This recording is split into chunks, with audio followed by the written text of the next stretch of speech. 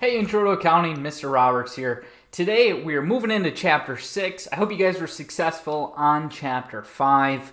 And we are getting to the point now where we're getting to the end of our accounting cycle.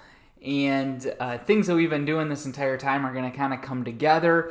And we're going to create a worksheet in this chapter and then go through some adjusting entries. So listen up, because a lot of things are going to change as we go through this and fill out our adjusting entries and prepare our worksheets. And we really get to kind of apply what we've been doing to a scenario where, like, maybe we have all these transactions now. How do we fill out financial statements through this worksheet and adjusting entries so we can really see how a business is doing? So this is a little bit of a longer unit, Chapter 6 just in general, but kind of small little sections here, at least when we start out. So our learning objectives is going to be prepare the heading of a worksheet and then prepare the trial balance section of a worksheet. Now, I feel very, very confident that you guys are going to be able to do these two steps practically, like hands-on. It's very, very simple. It's plug and play type stuff. The thing that I want you guys to understand, though, is why we're doing this. That's the bigger takeaway today, is going to be the vocab and the concepts. So let's jump into it. Right away, we kind of go into a gap principle that we have here, and it has to do with consistent reporting.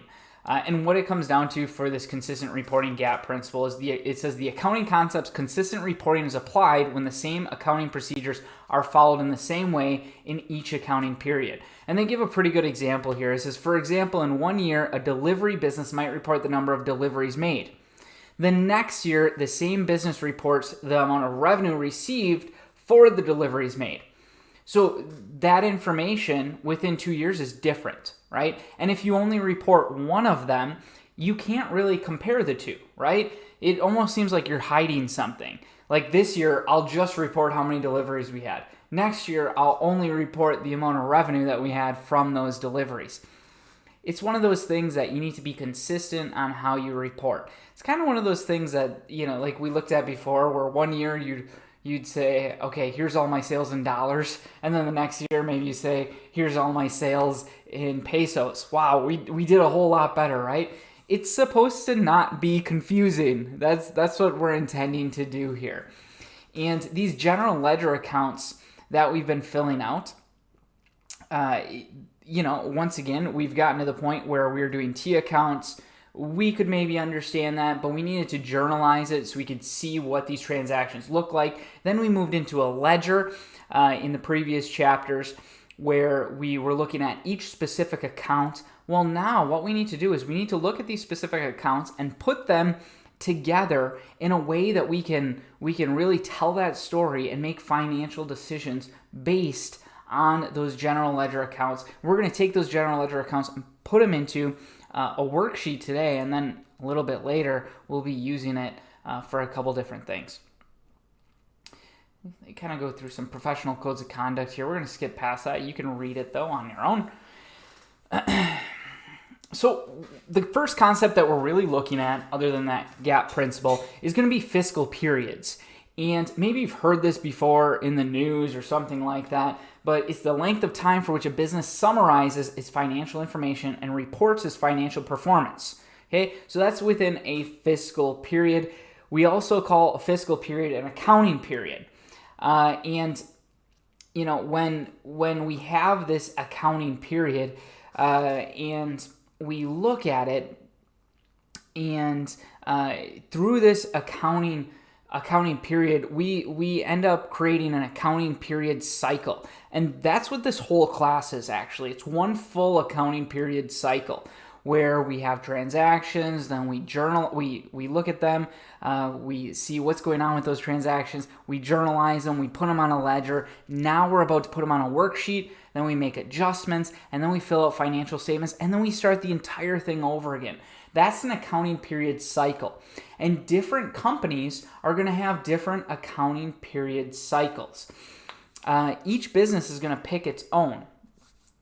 So, there are some federal regulations with state and federal government that says you need to report your yearly your yearly fiscal information, which just means all the sales, all the expenses that you've had over that entire year. And that's called a fiscal year. That's 12 months. But sometimes companies want to take and make more fiscal periods, like quarterly. Maybe they want to look at their numbers quarterly to make more decisions and not have to wait till the very end of the year. Mr. Delgado here is going to use a fiscal period of actually 1 month. And he's going to use a 1 month period because he's a new company. And he doesn't want to wait 3 months, which would be a quarter, to actually make decisions and look at his numbers. He wants to do a full accounting cycle every single month so that he can look at his numbers and analyze them. So, this is going to be right for his business. If we would look at a business like Apple, they might not have a 1 month fiscal period. Why? Because it is really hard to take all of our accounting information and consolidate it and look at those numbers. It takes a lot of money and a lot of time to do this. Now, Mr. Delgado has a little small service business. Not so hard for him, and it's going to be right for him. You think about big companies, though, it might be a little bit different.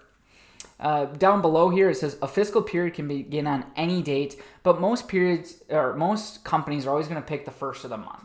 All right, that's kind of something that we always want to do, is pick the first of the month. But you could pick any time. Mr. Delgado's is going to be from January 1st to January 31st.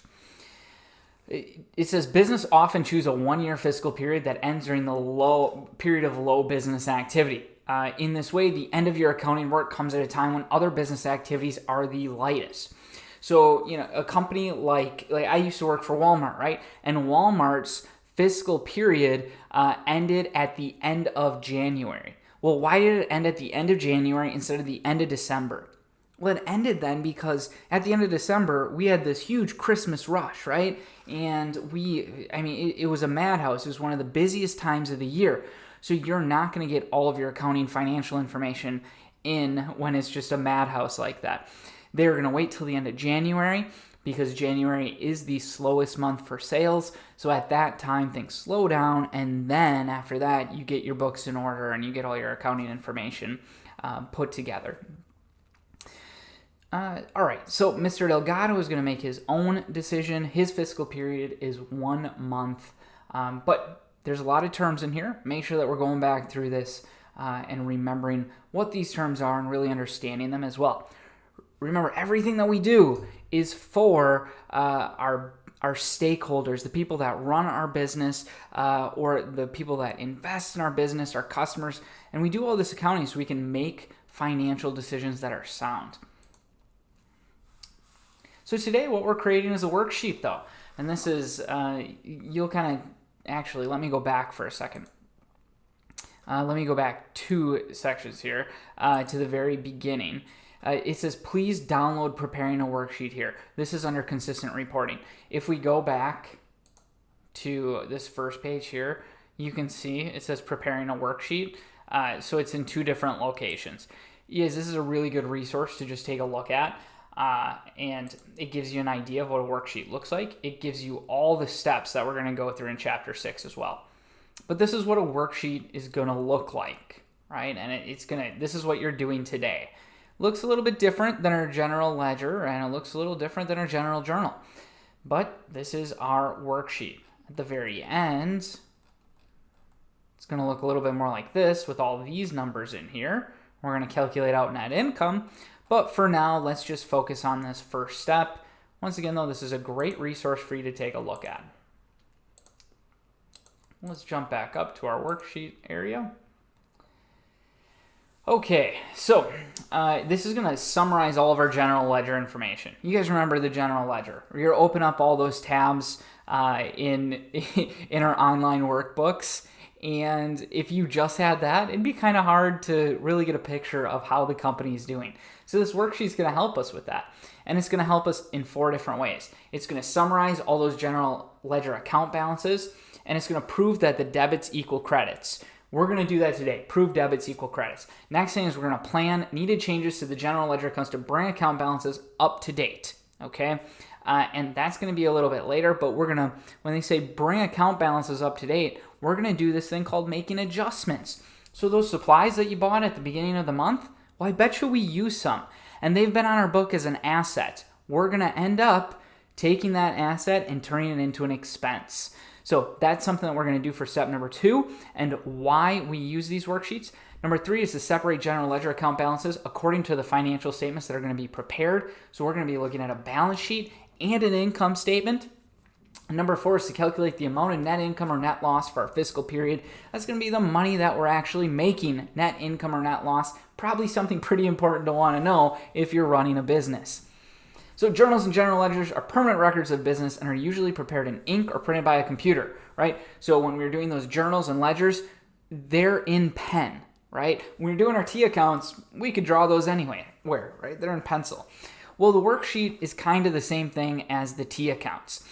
You can just write this in pencil. This is a tool for accountants. It's not a permanent accounting record. So we're just going to use this to prepare our financial statements. All right, so now we're getting into the actual aspects of putting this worksheet together. And the first thing we do is prepare the heading of our worksheet. Now, you could go back and re-download that document, but this is pretty straightforward, okay? You can see here that you write the name of the company. So here we have Delgado Web Services. Number 2 is write the name of the report. The report that we're preparing is just called worksheet. Number 3 is write the date of the report. Now, this is the thing that might catch a couple people. And this is going to be the date of the report. So for this, we need to kind of know what the fiscal period is. For Delgado Web Services, we know that his fiscal period is from January 1st to January 31st. And what we're going to write is 4-month ended January 31st, 2020. And what that actually tells us is this report covers an entire month. That's what the 4-month ended January 31st is. Now, if it was a yearly fiscal period, it would say 4-year ended, and then the last day of that fiscal year.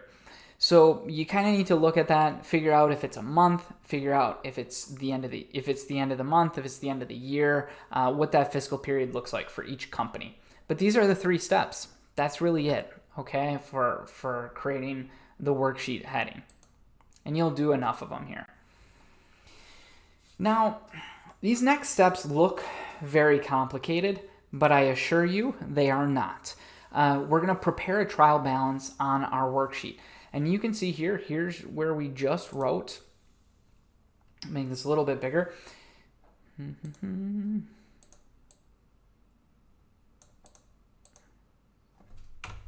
One second. There we go. So we can see here that this is where we wrote our title, right? Delgado Web Services worksheet for the month ended January 31st. The first step that we have is writing in all of our account titles. So we literally look at the general ledger and we just transfer those account titles over. That's all. Okay, that's it. And you can see that they are actually listed as they would be on the chart of accounts. You might see some weird ones in here though, like income summary. We're going to use that, but we've never looked at that account yet. So you just list all the account titles and how they are listed on our chart of accounts, or specifically in our general ledger, because they're both set up the same. For the online working papers, this is already done for you. So no typing every single account in there, which is kind of nice. Number 2 is we just transfer over those account balances. Now, remember, when you open up the general ledger accounts, it opens up and we had a balance, and it can be either a debit or a credit. And what we're doing is we just transfer that information over. So you see here, cash, well, it had a debit balance of $2,597. All we do is we list it under the debit column. If it has a debit balance, we list it under the debit. If it has a credit, we list it under the credit. We're just transferring numbers over. That's all that we're doing here. And I know you guys know how to do that. If you go down to the bottom, though, once we've listed all of our accounts, another thing to point out is you can see that if like income summary doesn't have a balance, so you don't put a 0 in there, right? You just leave it blank. That's something also to kind of remember. But we look down to the bottom, and we have a couple different things to point out here. The first thing is that we have, for step number 3, once we've listed everything, right? We've listed all of our account titles, our debits and our credits. We write one single rule line. Now, this single rule line is telling us that we must add up the accounts that are above it, is what it kind of comes down to, right? So we must add everything up. And what we do is we just add up all of our debits and we add up all of our credits. Now, at the end of this, we're going to write in what those totals are. So for both of these, it's $8,045. Okay? And the goal here for this trial balance is going to be that all of our debits equal all of our credits. If you look down here, it goes through step by step. And it says here, if the two column totals are not the same, recheck the trial balance columns to find the error. If they're not the same, something's wrong. So this worksheet's really nice because it gives us kind of that checks and balances type thing, right? Where we can go through and we have a control, is what we'd call it. And we need to know if those debits equal our credits here. So we are going to add everything up. And once we do that, if our debits equal our credits, we are going to draw a double rule line. Now, what is that? It's two lines drawn together, okay? So a single rule line is one line, a double rule line is just two lines. And it doesn't look, you can kind of see it here. It's just two lines, that's it. And what does that tell us? The double lines means that the trial balance columns totals have been verified as correct. How do we know they're correct? Well, the debits equal the credits. So now we know that trial balance is set up. So the proof of equality of debits and credits in a general ledger is going to be called our trial balance. And you can see that the trial balance has a little name up here, right? It says trial balance. So what we're preparing here is the trial balance column on the worksheet. Okay, that is 6-1. Let's jump in here and do the working papers. See here, we do have some term reviews. Make sure that you're looking at that. Oh, let me just pull this over. We do have some term reviews. Make sure that you're looking at that on your own. And then let's jump into the working papers. Problem's not too long today. We'll go into work together. And I'm going to move me real quick. You're going to see my setup. There we go. It's like you never saw it. It's all good. All right. So first thing we're going to do is prepare our heading. So it says on April 30th of the current year, Fix It Now is ready to prepare the worksheet. The business uses a monthly fiscal period. So we're on a monthly fiscal period. The first steps in preparing a worksheet is the heading. So fill in the blanks for each row of the worksheet. Heading for Fix It Now for the month of April of the current year. Enter the current year as 20 -. Do not abbreviate the month. So, what's the first thing that we write? Once again, open up the book here. Let's go to 6. Go to preparing a heading. And you can see here that it's the company name, and then worksheet, and then the fiscal period or the date of that report. So let's go ahead, and it looks like it's Fix It Now. I'm going to write in worksheet. And then Fix It Now for them. Okay, fill in the blanks for each row of the worksheet, heading for Fix It Now for the month of April of the current year.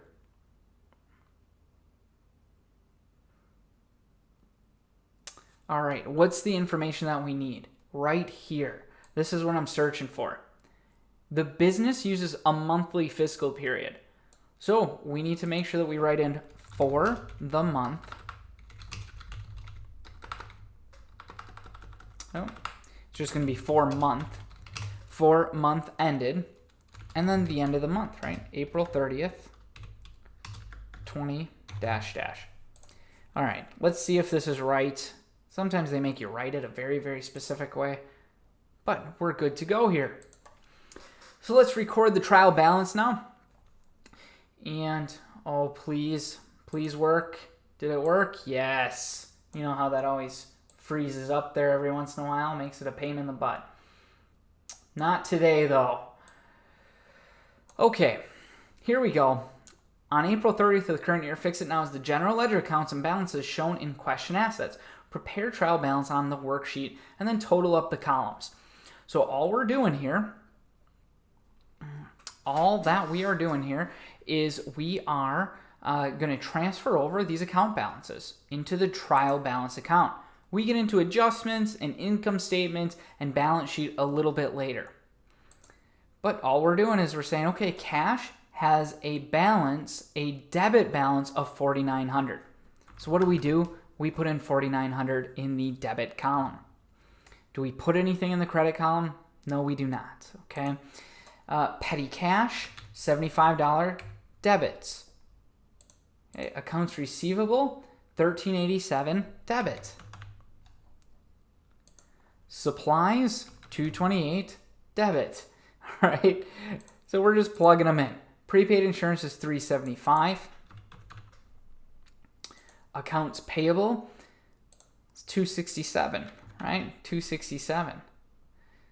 And this is a credit, all right? We came across our first credit balance. When we think about it, we just went from assets to liabilities, accounts payable. So that kind of makes sense, right? And accounts payable, is it ever really going to have a debit balance a whole lot? Probably not, right? Connor Whitney Capital. So Connor Whitney Capital here is a credit balance of $7,443. Connor Whitney Drawing is going to be a debit balance of $1,700. Now we come to income summary. There's nothing here, so we write nothing at all. We just move right past it. Sales has a credit balance of $2,160. Advertising expense is a debit balance of $460. Cash short and over is $6. Insurance expense is nothing. Miscellaneous expense is $189 as a debit. Supplies expense is nothing. We're going to deal with that in 6.2. Utilities expense is $550 as a debit. All right. So what's the next step now that we've transferred all this information over? Well, let's pull up a calculator here. Whoop, moving the whole screen.